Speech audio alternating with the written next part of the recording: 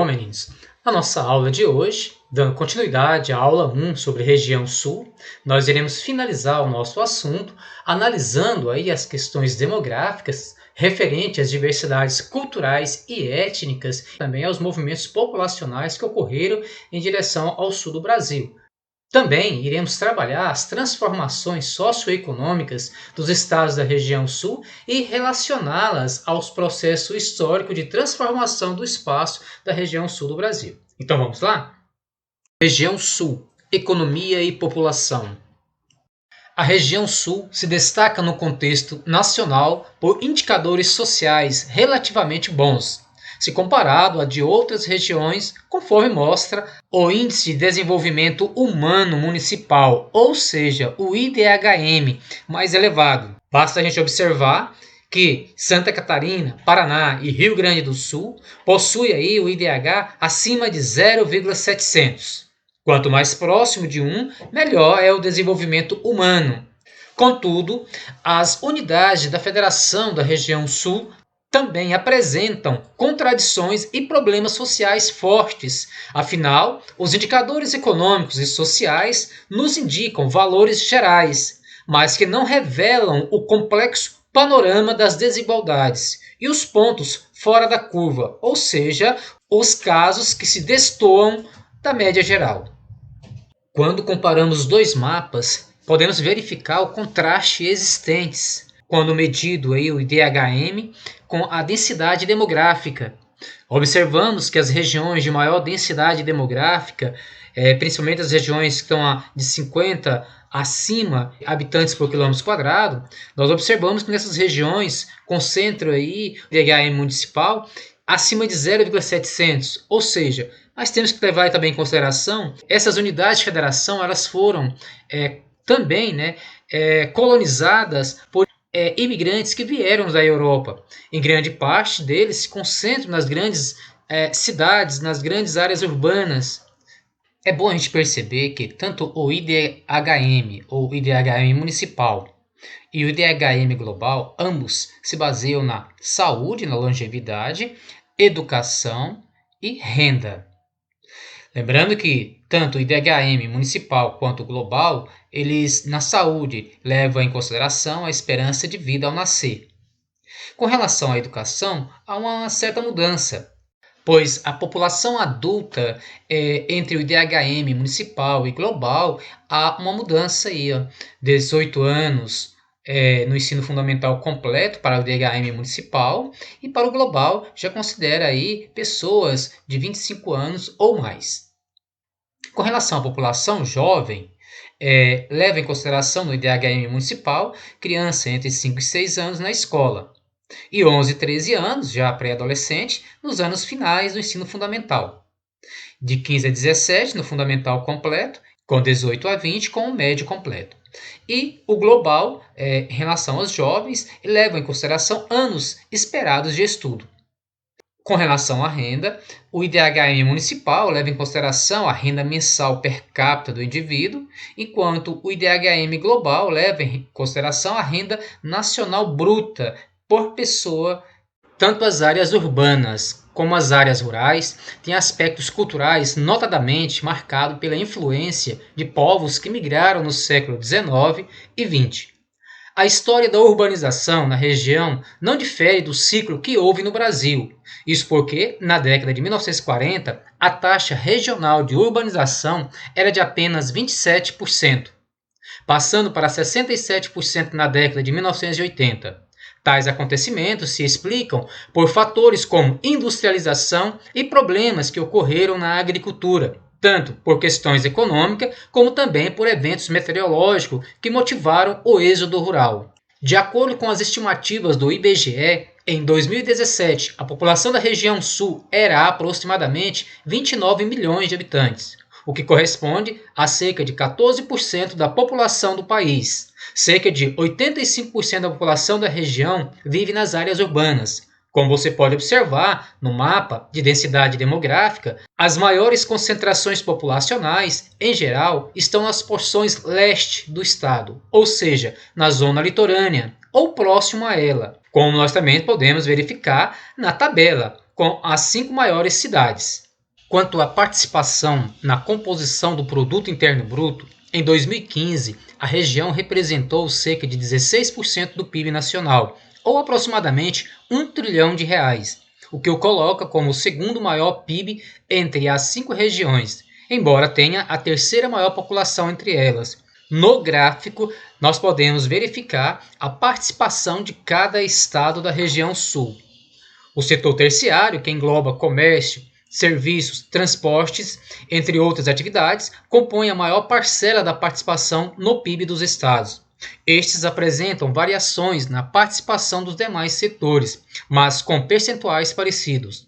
As atuais condições estão relacionadas a processos históricos que fizeram os estados se desenvolverem economicamente.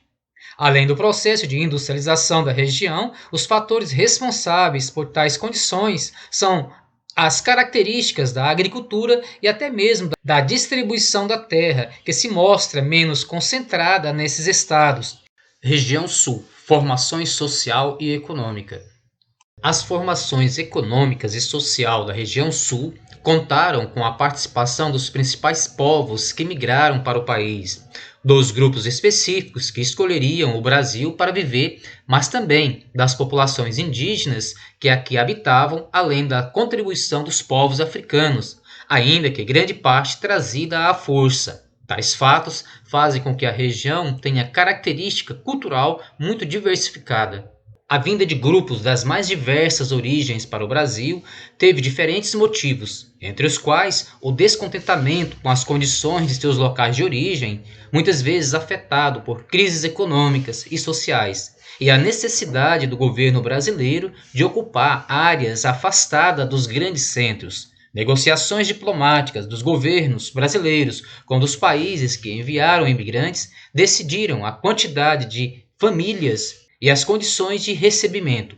No caso dos europeus, que vieram ainda no século XIX, também foi grande o estímulo representado pelas frentes de colonização privadas, que tinham por finalidade ocupar terras até então sem povoados fixos, a maior parte delas na região sul. De fato, na época, não houve consideração com os povos indígenas que habitavam ou frequentavam essas áreas, o que resultou em conflitos entre colonos e nativos, como no restante do país. Parte desses povos foi expulsa ou extinta e outra parte integrou-se à formação da sociedade brasileira.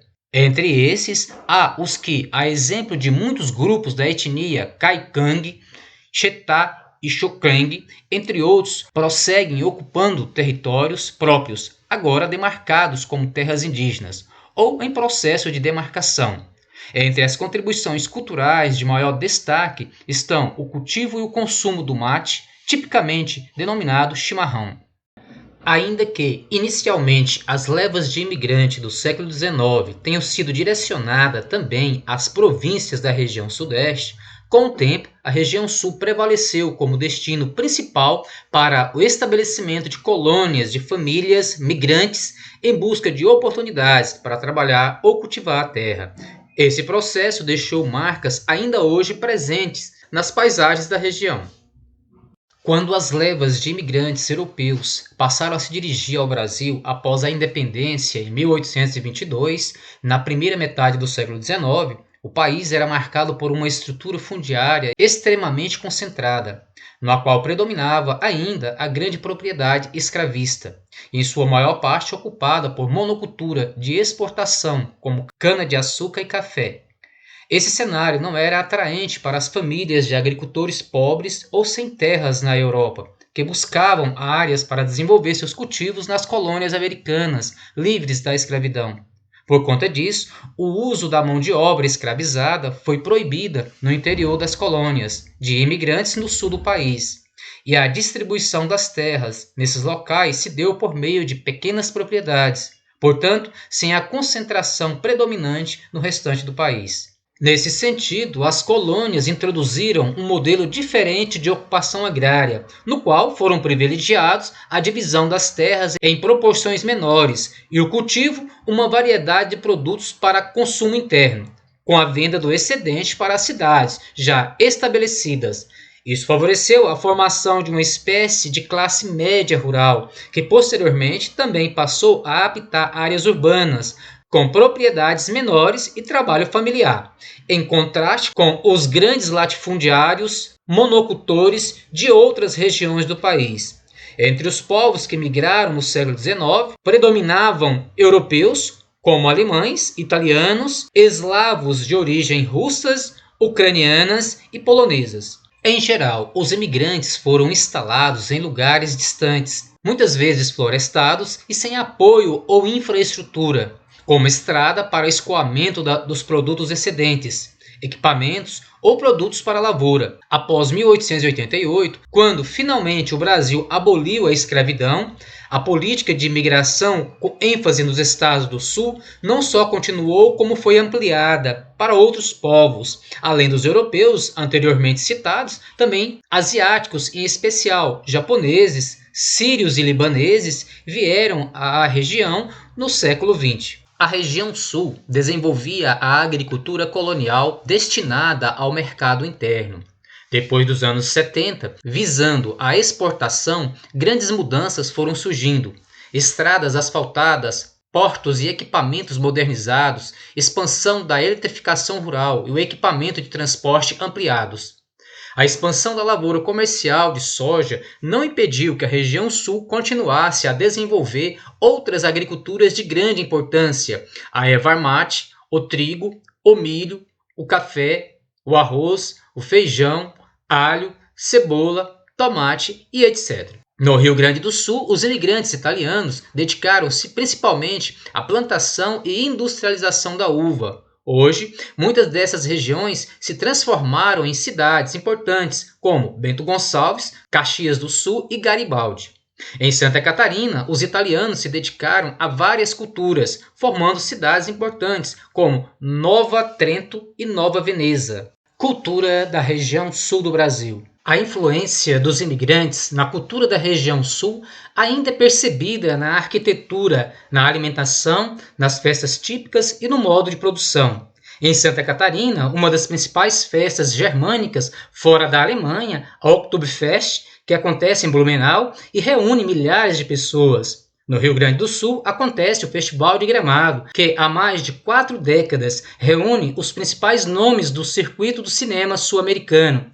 A rede hoteleira da Serra Gaúcha mantém a tradição dos cafés coloniais, tão típico das famílias do Sul. A alimentação está entre as marcas da cultura local, com múltiplas influências, e a bebida mais tradicional da região, o chimarrão. Danças da região Sul. As danças típicas da região sul estão entre as principais demonstrações da influência da cultura europeia no Brasil. Os 3 estados têm manifestações diferentes de dança, que além dos passos, carregam instrumentos específicos e vestimenta, tal qual a origem. No Paraná, as principais manifestações são o pau das fitas. O fandango é a herança dos portugueses, assemelha-se à valsa e, além do Paraná, também é encontrado em Santa Catarina, no Rio Grande do Sul e em São Paulo. No Rio Grande do Sul, a diversidade de danças típicas é maior. Lá encontramos a chimarrita, a milonga, o vaneirão, a chula e o pezinho. Também no Rio Grande do Sul encontramos ainda o xote e o chamané, que também são encontrados no Paraná e no Mato Grosso do Sul. Bom, pessoal, hoje nós ficamos por aqui, então até a nossa próxima aula. Espero vocês. Até lá!